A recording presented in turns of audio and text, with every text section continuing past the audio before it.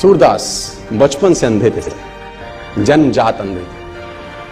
अगर आप कभी सूरदास को पढ़ें तो उन्होंने लाखों छंद और किताबें लिखी।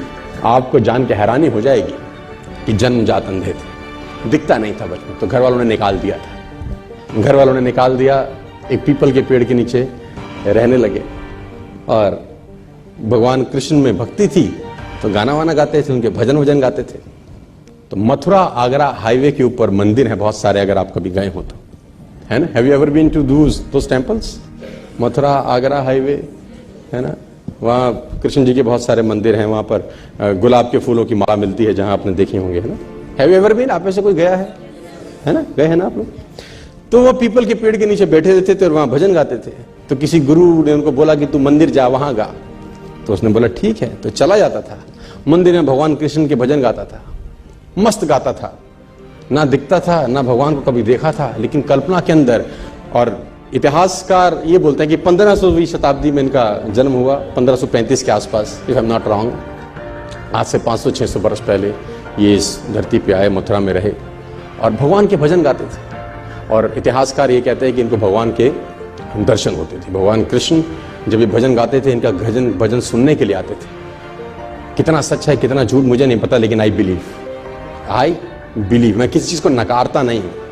जो बात है कहीं ना कहीं हुई होगी शायद। और घटना ऐसी हुई इनके जीवन के अंदर कि जिसमें उथल पुथल मचा दी बहुत लोगों के जीवन के अंदर, कि जब ये मंदिर में जाते थे तो मंदिर में इनको नजर नहीं आता था। तो जब वो भगवान का श्रृंगार होता है हर सुबेरे, तो ये पंडित को, जो वहां का पुरोहित है, उसको बोलते थे कि ये पीले रंग के कपड़े अच्छे नहीं लग रहे भगवान को। तो pandit was shocked, how it is possible for a blind man to see. उसने बोला ये पीला रंग अच्छा नहीं है। तो उसने बोला कि तुझको कैसे दिखाई दिया? उसने बोला मुझे सब दिखता है, आंखों से नहीं दिखता तो क्या, मन से तो दिखता हूं, रोज मिलता है मेरे को। तो he was surprised, it is not impossible. तो अगले दिन फिर श्रृंगार होता था, बोलता हाँ, ये हरे रंग का कपड़ा क्या जचता है भगवान। तो ये लोग पागल हो गए। पंडित को एक दिन मस्करी सूची, उसने कहा कुछ ना कुछ षड्यंत्र है, आज भगवान को कपड़े ही मत पहनाओ, पत्तों से ढक दो बस, खाली है पत्तों से ढक दो। तो जब पत्तों से ढक के श्रृंगार हुआ और पर्दे हटाए, तो सूरदास वहां गा रहे थे और गाते गाते बोले भगवान भी गरीब हो गए, आज पत्तों में आए हैं।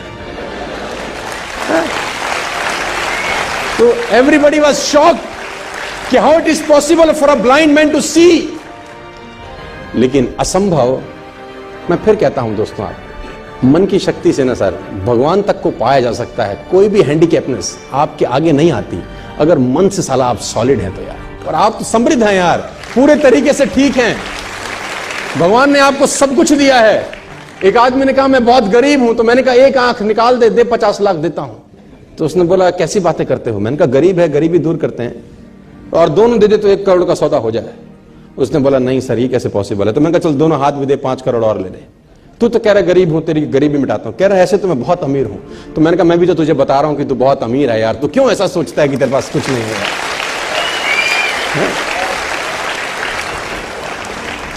और भगवान ने सूरदास को दर्शन किए। आप सूरदास के बारे में पढ़ें, छंद पढ़ें तो आपके रोंगटे खड़े हो जाएंगे।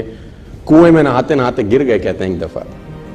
जब कुएं में नहाते हुए गिरे, अंधे थे, नजर नहीं आता था, तो पानी में गिर गए।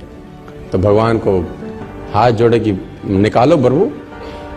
तो कहते हैं कि भगवान छोटे से रूप लेके उनको बाहर निकालने आए। और जब बाहर निकाला तो इनके जीवन की अद्भुत घटना है। तो हाथ पकड़ा हुआ था भगवान, तो उन्होंने जैसे ही वो हाथ का स्पर्श किया, इनको समझ में आ गया कि आज आदमी आ गया है। जो अब तक सिर्फ ख्वाब में दिखता था वो आज आ गया। तो उसने कस के पकड़ लिया, वो समझ में आ गया कि आज हाथ मौका लगा है, आज मत छोड़। तो कहते हैं भगवान ने झटके से हाथ छुड़ा दिया। तो सूरदास का एक बहुत बेहतर दोहा है सर, अपने साथ लेके जाना, खतरनाक दोहा है। हाथ छुड़ाए जात हो निर्मल जान के मोहे, हृदय से जब जाओ तब सबल जानूंगा तोहे। है ना, हाथ छुड़ा के तो जा सकते हो, है ना, आज मैं कमजोर हूं तो हाथ को झटक सकते हो, लेकिन दिल से निकल जाओ तब मानूंगा कि कुछ हो।